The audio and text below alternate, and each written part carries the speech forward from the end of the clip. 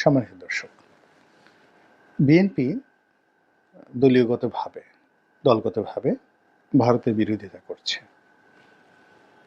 এবং ভারতের যে আগ্রাসন, সেই আগ্রাসনের বিরুদ্ধে একটি লং মার্চ করেছে ডিসেম্বর মাসের 11 তারিখ রোজ বুধবার, এবং এটি দেশে এবং দেশের বাইরে ব্যাপকভাবে ফলাও করে প্রচার হয়েছে। বিএনপি নেতা জনাব রুহুল কবির রিজভী, তার নেতৃত্বে এই লং মার্চটি পরিচালিত হয়েছে। ভারতে যেভাবে বিজেপি নেতা শুভেন্দু তিনি বাংলাদেশ বিরোধী প্রচার চালাচ্ছেন, একইভাবে বিএনপির এই নেতা ভারত বিরোধী প্রচারণার নেতৃত্বে এখন রয়েছেন। এর ফলে বাংলাদেশে যে ক্ষমতা রাজনীতি এবং ভারতের সঙ্গে যে বিএনপির যে সম্পর্ক, এই সম্পর্কের ক্ষেত্রে সমস্ত হিসাবপত্র 180 ডিগ্রি অ্যাঙ্গেলে উল্টে গেল। এর কারণ হলো যে বিএনপির একটা গ্রুপ, আমির খসরু মাহমুদ চৌধুরীর নেতৃত্বে একটা গ্রুপ,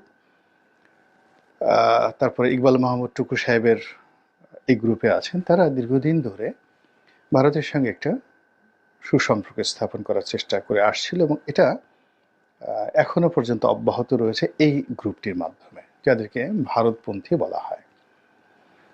এবং এই ভারতপন্থী দলের মধ্যে যারা রয়েছেন, তারা প্রকারান্ত জনাব তারেক রহমান সাহেবকে বিভিন্ন সময় এই আশ্বাস দিয়েছেন যে ভারত যথাসময়ে বিএনপিকে সাহায্য করবে এবং সহযোগিতা করবে। এবং জনাব তারেক রহমান সাহেব যে লন্ডনে আছেন, তার সঙ্গেও ভারতের যারা কর্তৃপক্ষ রয়েছেন, বিশেষ করে রয়ের যারা এজেন্ট রয়েছেন, নিশ্চয়ই তাকে নানাভাবে আশ্বস্ত করার চেষ্টা করেন, বুদ্ধি দেন, পরামর্শ দেন। তো এই জায়গাটিতে অলনে ছাড়েন এই যে জনাব রিজভী সাহেবের কথাবার্তা, কর্মকাণ্ড এবং তার যে লং মার্চ, এর মাধ্যমে বিএনপি যে ভারতের সঙ্গে দীর্ঘদিন ধরে একটা সংযোগ করার চেষ্টা করছিল এবং ক্ষমতায় আসার জন্য ভারতের বন্ধুত্ব তারা যেভাবে আশা করছিল, এটাতে একটি পেরেক পড়ে গেল। এবং এটি বিএনপির জন্য এই মুহূর্তে লাভজনক হবে না এটি ক্ষতির কারণ হবে, এটি বলার সময় এখনো আসেনি। এই কারণ হলো রাজনীতিতে আসলে ইউটার্ন করতে হয়, তারপরে শেষে অ্যাবাউট টার্ন করতে হয়, এটা একটা স্বাভাবিক ব্যাপার। তো একেবারে সেই প্রথম থেকেই যখন শহীদ প্রেসিডেন্ট জিয়াউর রহমান সাহেব ক্ষমতায় এসেছিলেন, তখন থেকেই মূলত ভারতের সঙ্গে বিএনপির যে সম্পর্ক, এই সম্পর্কটি নানাভাবে টানাপোড়েনের মধ্যে ছিল।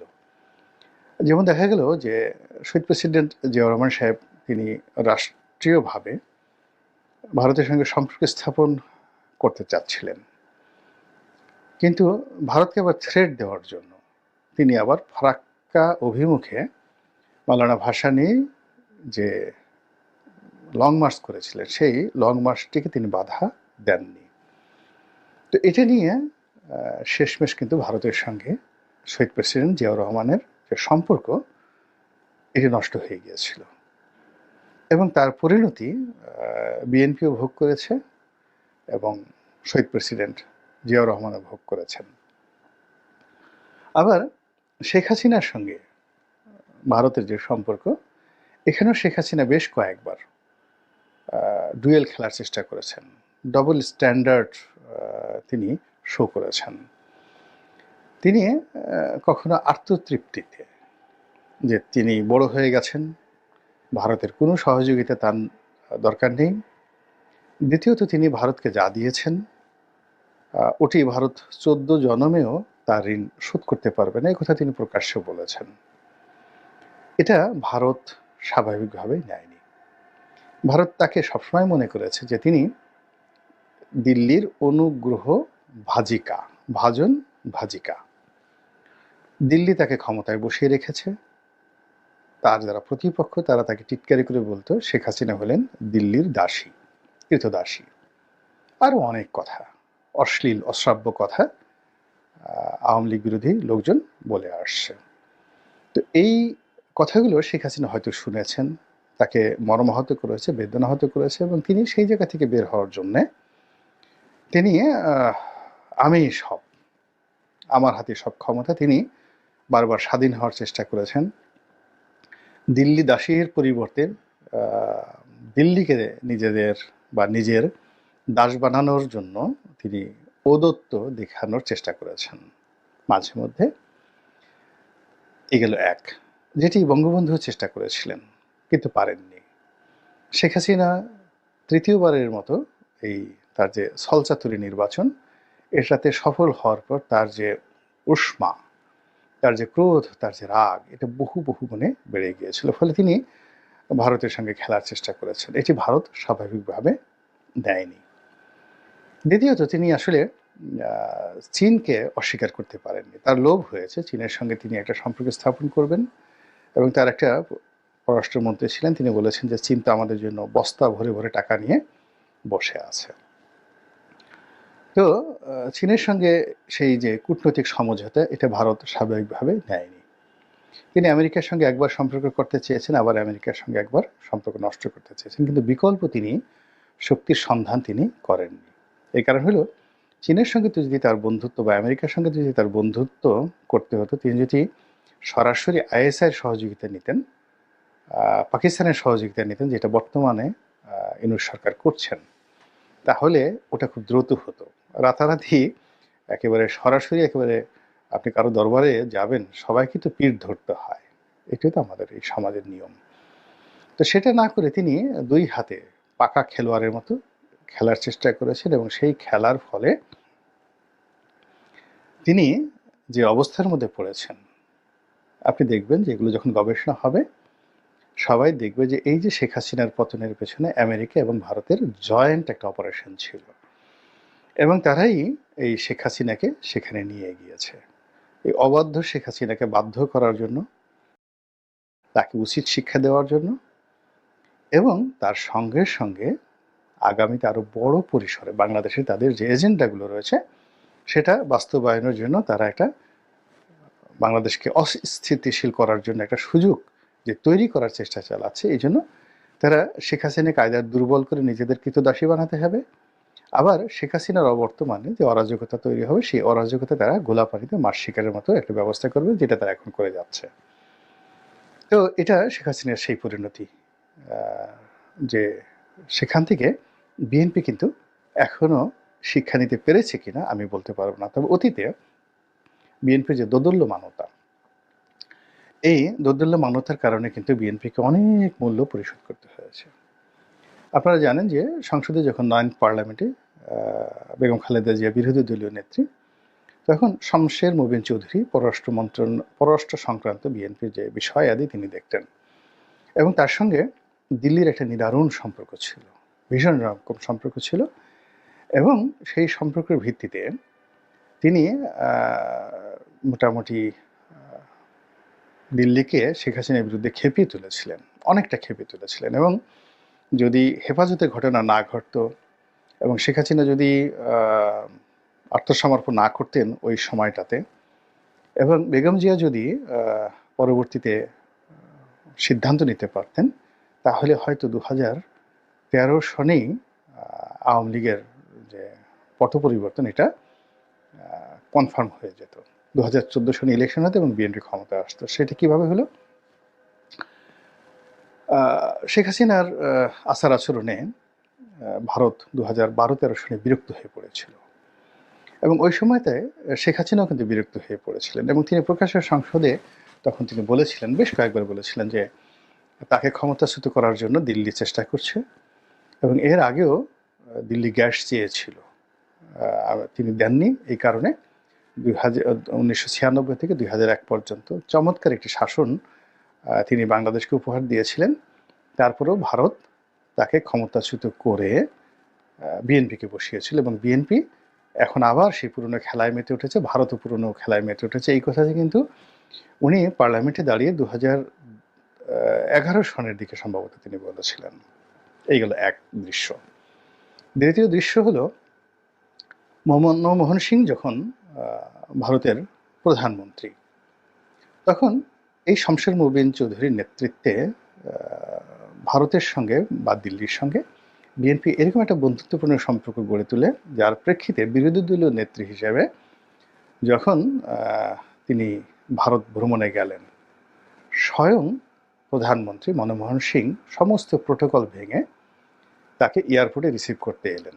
আপনারা শেখ হাসিনার জমানাতে দেখেছেন যে 2009 থেকে একেবারে শেষ দিন পর্যন্ত একটি বারের জন্য কিন্তু নরেন্দ্র মোদী এয়ারপোর্টে তাকে রিসিভ করতে আসেননি। দ্বিতীয়ত, কোনো মন্ত্রী পর্যায়ের গুরুত্বপূর্ণ ব্যক্তিকে তিনি পাঠাননি। কখনো উপমন্ত্রী, কখনো প্রতিমন্ত্রী, কখনো একেবারে অন্যলক্ষ্য পররাষ্ট্র মন্ত্রণালয়ের কর্মকর্তাদের দ্বারা শেখ হাসিনাকে রিসিভ করা হয়েছে।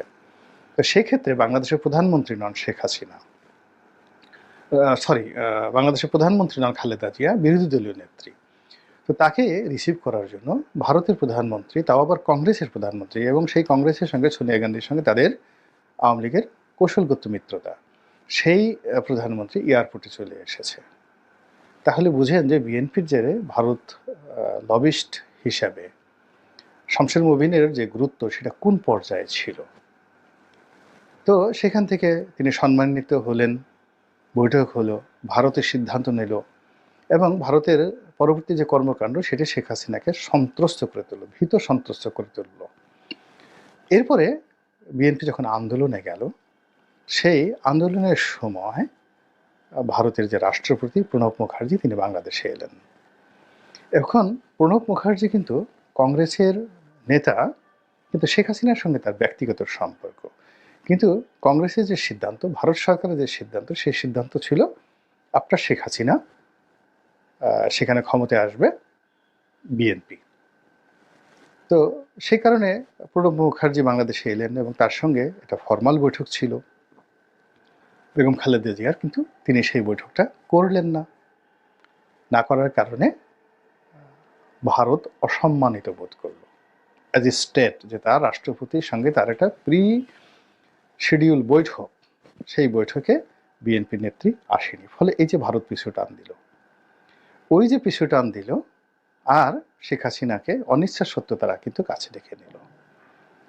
তো এইভাবে ডুয়েল খেলতে গিয়ে বা সিদ্ধান্ত নিতে না পারার কারণে দেখা গেল 2014, 2018 এবং 2024-এ বলতে গেলে ভারত বমি খাওয়ার মতো করে শেখ হাসিনাকে গ্রহণ করেছে। তো এখন ভারত আসলে কি শেখ হাসিনাকে আবার বাংলাদেশে ক্ষমতায় বসাতে চাচ্ছে, নাকি বিএনপির সঙ্গে বন্ধুত্ব করতে চাচ্ছে, এটা আমি বলতে পারবো না। এটি জনাব তারেক রহমান সাহেব, আমির খসরু মাহমুদ চৌধুরী সাহেব, বা রুহুল কবির রিজভী সাহেব, বা সালাউদ্দিন সাহেব যিনি ভারতে ছিলেন দীর্ঘদিন, তারা বলতে পারবেন। কিন্তু এই যে লং মার্চের মাধ্যমে এটি যদি ডুয়েল খেলা হয়, অর্থাৎ আপনি এক পক্ষের মাধ্যমে তাদের সঙ্গে বন্ধুত্ব করবেন, আবার অন্যদিকে জনগণকে ঠিক রাখার জন্য বলবেন যে ভারত বিরোধী লং মার্চ চলবে, কাপড় পোড়াবে, এটা আমরা জনগণকে সান্ত্বনা দেওয়ার জন্য, পাবলিক সেন্টিমেন্টকে সান্ত্বনা দেওয়ার জন্য এই কাজগুলো করেছি, এটি ভারত গ্রহণ করবে না। এটি তারা মনে করবে সেই আগের জামানাতে বিএনপির ভুলের মতো, জিয়াউর রহমান সাহেবের মতো, এটি মনে করবে শেখ হাসিনা তাদের সাথে যেই কাজ করেছে, যেই লাউ সেই কদু।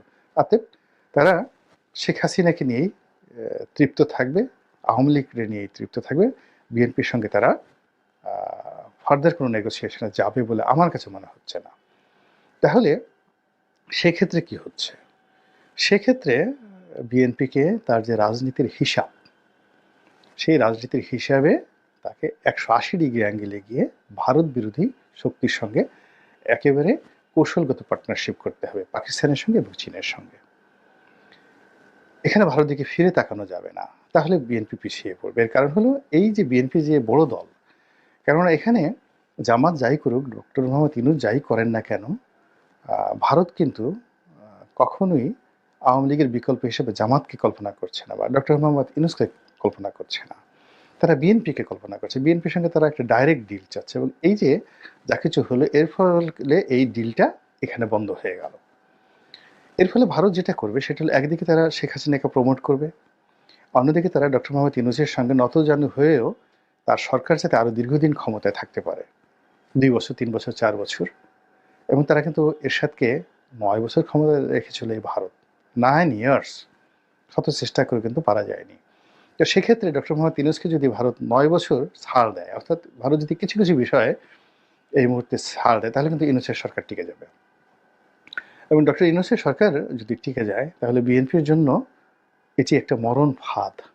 একেবারে আওয়ামী লীগের চেয়ে বিএনপি বিপদে পড়ে যাবে এই মুহূর্তে।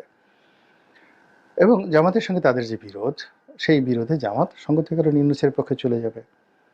ফলে কি হলো দেখেন, এই একটা লং মার্চের কারণে পুরো রাজনীতির যে হিসাব, আমার দৃষ্টিতে মনে হলো যে এটা একেবারে সম্পূর্ণ 180 ডিগ্রি অ্যাঙ্গেলে উল্টে গিয়েছে।